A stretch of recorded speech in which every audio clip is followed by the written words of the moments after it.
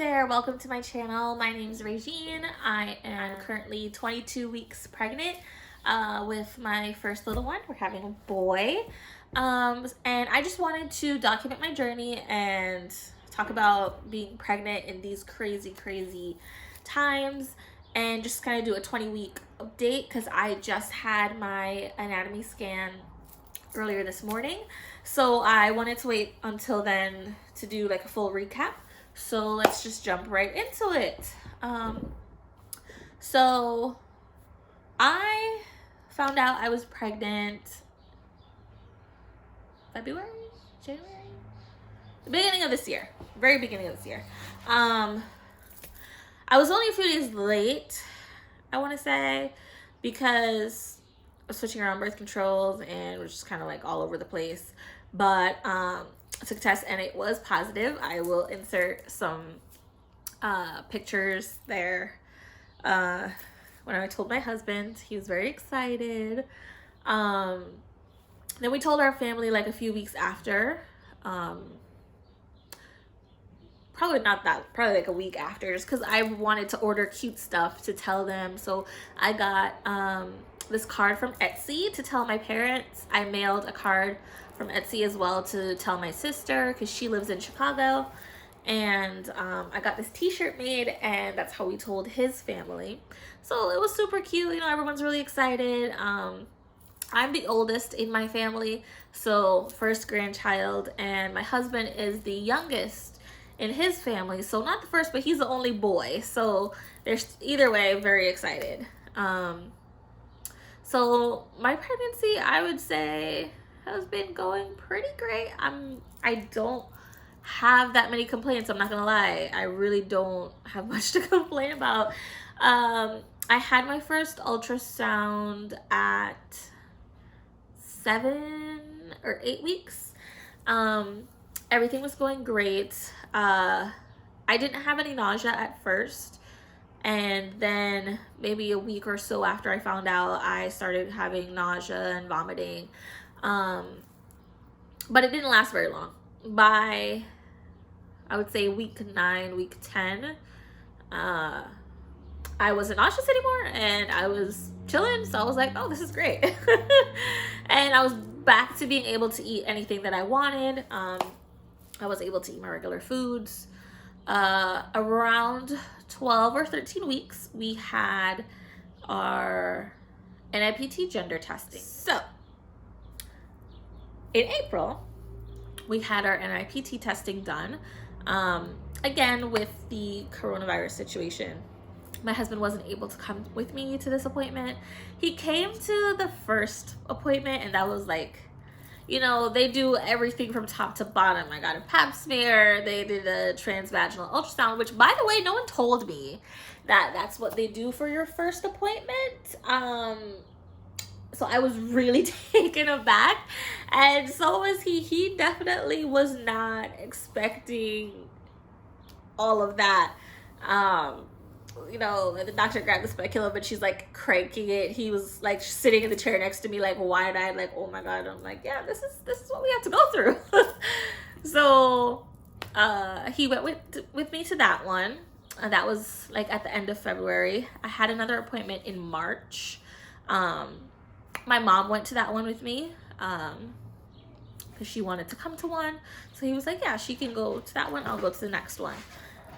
But that was when hospitals and doctors' offices and just everywhere decided to implement new rules. So he was not able to come with me to my NIPT testing appointment, which was disappointing because that was a great ultrasound. You know, it took a long time. We got to see the baby and just to see how much he'd grown from the little bean at like 8 weeks to like, you know, 13 weeks later.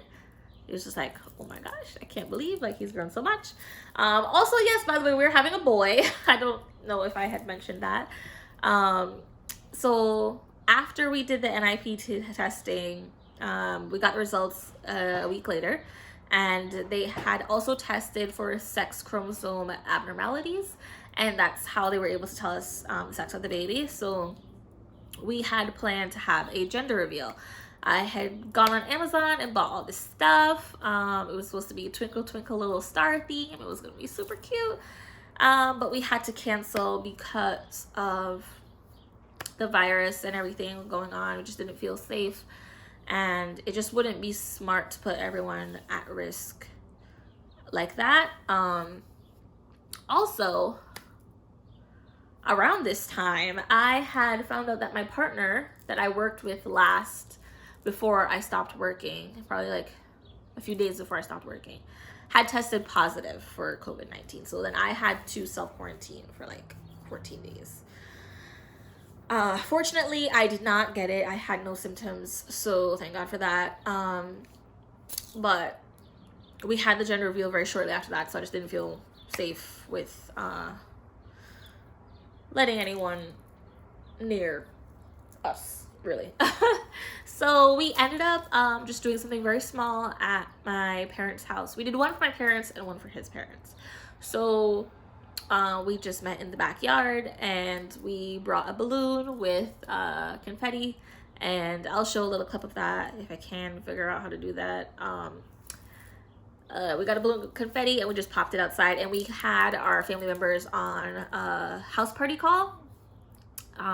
So I had a few family members and friends on that call, so it was nice. We got to record it and post it, so that was really nice. And then we did that on the Saturday, and then the Sunday we went to his parents' house and did the same thing, went in the backyard, popped the balloon while they stood away from us and recorded it. So they each got to do something. So it was nice because the package came with 2 balloons, so we're like, we can do 2 separate. All right, let me know. All right, ready? 1, 2, 3.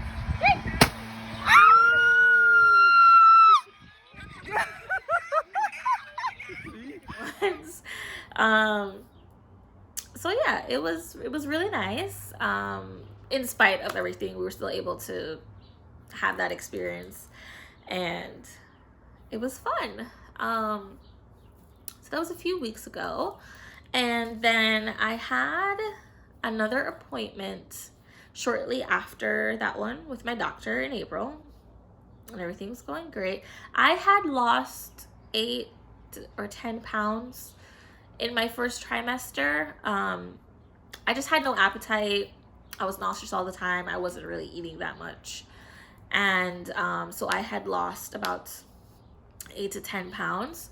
And I was concerned because at all my previous appointments, I was just holding steady. Like, I was not gaining any weight. So I was concerned for the baby. I was concerned for myself. But my doctor and my midwife assured me that, you know, everything is fine. Like, I didn't need to worry about it.